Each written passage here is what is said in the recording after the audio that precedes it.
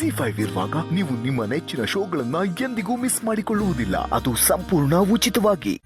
ಯಾರಮ್ಮ ಈ ಸಾಲುಗಳನ್ನೆಲ್ಲ ಬರೆದಿದ್ದು? ನಾನೇ ಅಂಕಲ್. ಟ್ರೆಂಡಿ ಆಗಿದೆ ಅಲ್ವಾ? ನಮ್ಮ ಅತ್ತೆನ ಇಂಪ್ರೆಸ್ ಮಾಡೋದಕ್ಕೆ ಅಂತ ಬರ್ದಿದ್ದೀನಿ. ಅವ್ರು ವಾಪಸ್ ಬಂದ್ರೆ ಅಷ್ಟೇ ಸಾಕು. ನಂಗೆ ಇರಿಟೇಟ್ ಮಾಡ್ಬಿಡಿ ಪ್ಲೀಸ್, ಹೊರಟೋಗಿ.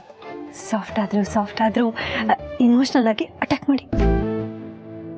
ಅತ್ತೆ, ಇಷ್ಟು ದಿನದಿಂದ ನಮ್ಮ 3 ಜನ ನಿಮ್ಮ ಬಗ್ಗೆ ಅನ್ಕೊಂಡಿದ್ ರೀತಿ, ಆಡಿದ ಮಾತು, ತಗೊಂಡಿದ್ ನಿರ್ಧಾರ, ಮಾಡಿದ ಕೆಲಸ ಎಲ್ಲ ನಿಮ್ ವಿರುದ್ಧವಾಗೇ ಇತ್ತು. ಅದರಲ್ಲಿ ನಾನೇ ತುಂಬಾ ಪುಣ್ಯ ಮಾಡಿದ್ದೆ. ನಿಮ್ ಬಗ್ಗೆ ನನಗೆ ಬೇಗ ಗೊತ್ತಾಯ್ತು. ನಾನು ತುಂಬಾ ಪಾಪ ಮಾಡಿದ್ದೆ. ಅಕ್ಕಂದ್ರಿಬ್ರಿಗೂ ಗೊತ್ತಾದ್ಮೇಲೆ ನೀವೇನು ಅಂತ ನನಗೆ ಗೊತ್ತಾಯ್ತು. ಹಿಂದಿನ ತಪ್ಪನ್ನೆಲ್ಲ ಕ್ಷಮಿಸ್ಬಿಡಿ. ಬರ ಬಂದ್ಮೇಲೆ ಬಾವಿ ತೋಡಿದ್ರೆ ಏನು ಪ್ರಯೋಜನ ಇಲ್ಲ. ಎಷ್ಟೇ ತೋಡಿದ್ರು ಅಲ್ಲಿ ಸಿಗೋದು ಮಣ್ಣೆ.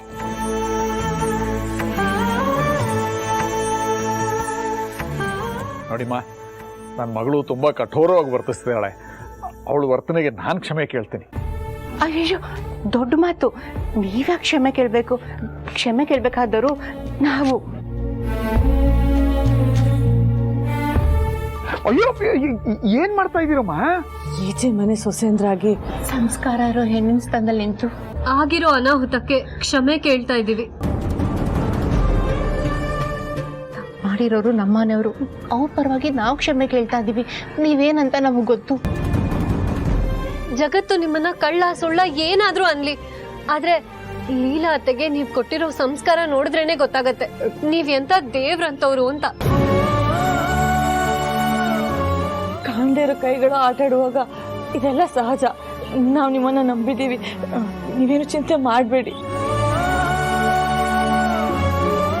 ನೀವಿಷ್ಟು ಹೇಳಿದ್ಮೇಲೆ ನಾನು ನನ್ನ ಮಗಳ ಹತ್ರ ಮಾತಾಡ್ತೀನಮ್ಮ. ಎದ್ದೇಳಿ ಪ್ಲೀಸ್, ಎದ್ದೇಳಿ. ಬನ್ನಿ ಒಳಗೆ.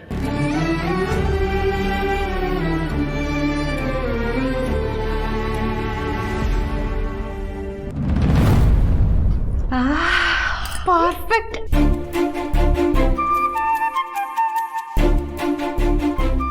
ಅತ್ತೆ, ಬಿಸಿ. ನೀವು ನಂಗೆ ಸೇವೆ ಮಾಡೋ ಅವಶ್ಯಕತೆ ಇಲ್ಲ. ಅತ್ತೆ, ಮೋಸ್ಟ್ಲಿ ಅತ್ತೆಗೆ ಸೇವೆ ಮಾಡಿಸ್ಕೊಡೋದು ಇಷ್ಟ ಇಲ್ಲ ಅನ್ಸುತ್ತೆ. ಅತ್ತೆಗೆ ಸೇವೆ ಮಾಡ್ಲಿಲ್ಲ ಅಂದ್ರೆ ನಮಗ್ ಸ್ವರ್ಗ ಇಲ್ಲಿಂದ ಸಿಗುತ್ತೆ. ಅದಕ್ಕೆ ಸೇವೆ ಮಾಡ್ತೀವಿ. ಬಿಡಿ ಅತ್ತೆ. ಸರು, ಲಕ್ಷ್ಮಿ, ನಿಲ್ಸಿ. ಏನ್ ಮಾಡ್ತಿದ್ದೀರಾ? ನಾವ್ ನಿಲ್ಸಕ್ಕೆಲ್ಲ ಬಂದಿಲ್ಲ, ಶುರು ಮಾಡಿದೀವಿ. ಇದಕ್ಕೆ ಎಂಡ್ ಸಿಗೋದು ನಾವ್ ಇಲ್ಲಿಂದ ಹೋದ್ಮೇಲೆನೆ ಅಲ್ವಾ?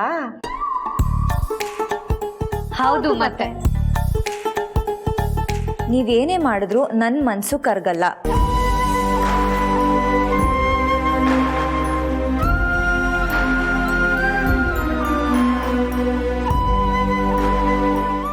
ZEE5 ಆಪ್ ಡೌನ್ಲೋಡ್ ಮಾಡಿ ಎಲ್ಲಾ ಸಂಚಿಕೆಗಳನ್ನು ಸಂಪೂರ್ಣ ಉಚಿತವಾಗಿ ನೋಡಿ.